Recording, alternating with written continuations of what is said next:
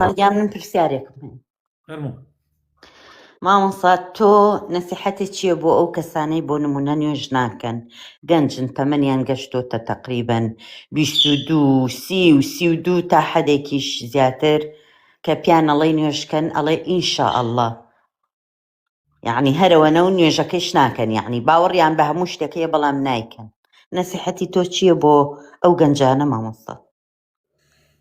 خوشکە بەڕێز دەکەم من ئەمڕۆ خوتبەی جمعە لەسەرەوە نوێژ ڕوکنی گەورەی ئیسلامە. ئێمە 5 ڕوکنمانەیە لە ئیسلام شایەتمان یەکەمیانە کە ئەوە شتێکی دڵیە و قەولیە، دووەمیان نوێژە کە شتێکی فعلیە زیاتر. بە شایەتمان ئەبی بە موسڵمان بە نوێژ جەخت لەسەر ئیسلامەتیەکە دەکەیتەوە، چونکە ئیمان قەول و عەمەلە.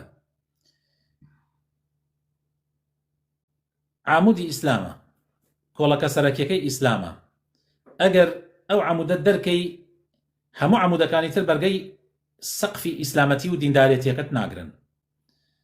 بە نوێژ ئیمانت تەواو ئەبێ. لە 400 و ئەوەنە ئاەتی قورئانە باسی نوێژ کراوە و جەختی لەسەر کراوە و تەئکیدی لەسەر کراوە. نوێژ نەکردنی کارەساتە. هەر کەسێک پەیوەندی لەگەڵ خۆیان ببچڕێ قوڕ بەسەری. خوای تعالی فەرمێ ما سەلەکەکم فی سەقەر قالوا لم نكن من المصلين. يعني نوێژمان ناکرد. تەنانەت نەک نوێژ نەکردنیش بەڵکو ئەوانەی کە نوێژ ئەکەن بەڵام شلوشاون لە نوێژەکانیانە. خوای تعالی فەرمێ فويل للمصلين الذين هم عن صلاتهم ساهون.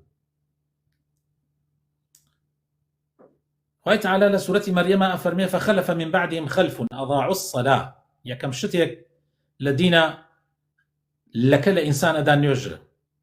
هەر لەبەر ئەوە پێغەمبەری خۆشەویستمان صلی الله عليه وسلم فەرمێ العهد الذي بيننا وبينهم الصلاة من تركها فقد كفر. إمام علي فەرمێ من لم يصلي فهو كافر. زانانی ئیسلام زۆر جەختەکەنەوە لەسەر نوێژ نەکردن، یعنی کە خەتەرە و زۆریش خەتەرە. ڕاستە خلافەیە لەوەی ئایا ئەوەی کە نوێژ نەکا بەڵام باوەڕی پێی هەبێ ئایا کافرە و لە ئیسلام دەرەچێ یا مسلمانە. هەمویان متفقن کە هەر کەسێ نوێژ نەکا و باوەڕی پێ نەبێ کافرە. بەڵام لەوەیە خلافەیە ئایا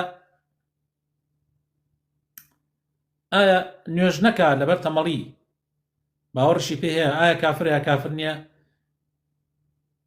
بەڵێ کۆمەڵێک ئەڵێن کافرە و لە ئیسلام دەرەچێ. ئەوانیشی کە ئەڵێن کافر نییە ئەڵێ 3 ڕۆژ بانگ ئەکرێتە مەحکەمە عقوبەی ئەدرێت ئەگەر نەیکرد دوای ئەکوژرێت.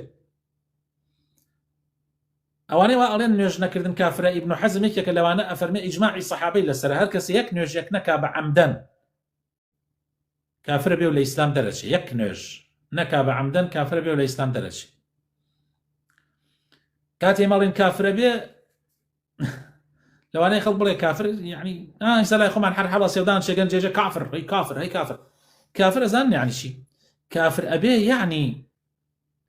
یعنی ئەو کەسە یەکسەر تەلاقێکە فێ،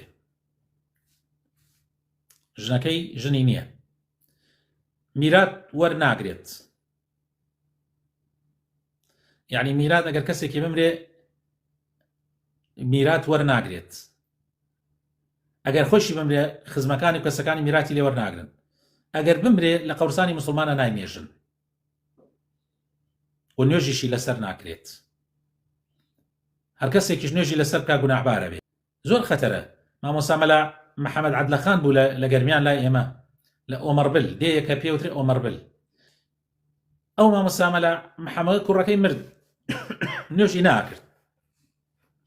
هێنایان بۆ مزگەوتەکە وتی لای دەندەریکەن لە عێراقە لای من نوێژی لەسەر ناکەم و نەیەڵا لە قەورسانی موسڵمانان نابینێژن. ڕۆی چاڵێکیان بۆ کرد و فڕیان داوە ناوی.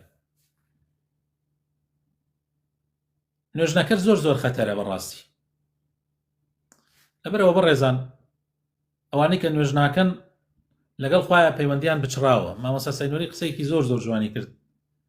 فەرمووی ئێستا تۆ لە شوێنێکا بی شەبەکەی مۆبایلت نەمێنێ، نە ئەنتەرنێت و نە مۆبایل چیت بەسەرا دێ. مۆبایلەکەت بۆچی باشە؟ تەنانەت بۆ باشە بیکوتیتە زەویە بارێکە بەسەرتەوە چی ئیسفادەیەکی هەیە؟ بۆیە بڕێزان کارەساتە نوێژ نەکردن. ئەوەی کە نوێژ نەکا ماڵی وێرانە، ئەوەی کە نوێژ نەکا قوڕی بەسەر بووە بەڕاستی، ئەوەی نوێژ نەکا یعنی وەکو چۆن بڵێ لە شەبەکە دەرچووە.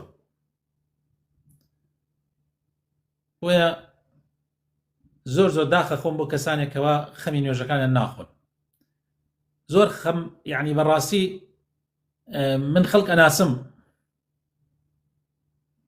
لەو ڕۆژەوە مسلمان بۆ یەک نوێژی نەفەوتاوە، نەک نوێژیشی نەفەوتاوە، بەڵکو ئەگەر نوێژێکیشی بەهۆی خەوەوە یان بە هەر وەزعێکەوە بوو بێ، ئەگەر نوێژەکەی فەوتا بێ یعنی مەسەلەن بێک طبعا کردوێتەوە یەکسەر هەڵساوا کردوێتەوەی، بەڵام ئەوەندە خەفەتبار بووە ئیتر هەوڵی داوە تعویزی کاتەوە. بۆ نمونە نەک مامۆستا سەعیدی کوڕی موسەیەب ئیمامێکە، ئیمامی گەورەی تابعینە، ئەڵێت 40 ساڵ نەیڵا الله ئەکبەری یعنی الله ئەکبەری نوێژی جەماعەتیشی لەدەست دەرچێت 40 دانە ساڵ. خەڵک ئاوا حەساب بۆ دین و قیامەتی خۆیەکە. بۆیە پیاوچاکان و ئەولیاکان و ئەهلی ئیمان زۆر زۆر پارازگاریان لە نوێژەکانیان نەکرد. لە قورئانی پیرۆزە لە دوو شوێنە باسی صفاتی ئیمانداران کراوە، لە سوورەتی مؤمنون و سوورەتی مەعارج. هەردگی سەرەتاکەی قد أفلح المؤمنون الذين هم في صلاتهم خاشعون، وكوتاي صفتەکانیش هەم بە نوێژ کۆتایی پیاتوە، یعنی بە نوێژ صفتەکە دەستی پێکردەوە، بە نوێژیش کۆتایی پیاتوە. ئەگەر دنیا ئێستا کارەبا ببڕێ لای تۆ، ئەگەر کارەبا ببڕێ ئێستا کارەبا ببڕێ، هیچ گوڵۆ پێ نەبێ، هیچ گوڵۆ پێ نەبێ و دنیا شەو بێ و زۆر زۆر تاریک بێ، پێژن چی لە کوردەواری خۆمانە؟ تاریکە شەو، تاریکە دەی تاریکە سەڵات، تاریکە سەڵات، تاریکە سەڵات. ئاژە چی تاریکە سەڵاتێکە کە هیچ دروستکایەکی تیان نییە. تاریکە سەڵات بۆ ئەو کەسانە نابێت کە نوێژ بڵێن نوێژەکەن و تەرکیەکەن. کەوا بوو ئەوانەی نوێژ نەکەن ئەو شەوە تاریکە چەند تاریکە ئاوا دڵیان ڕەشە بێتەوە. تەماشاکە تاریکە سەڵات کورد چۆن لی تێگەیشتووە.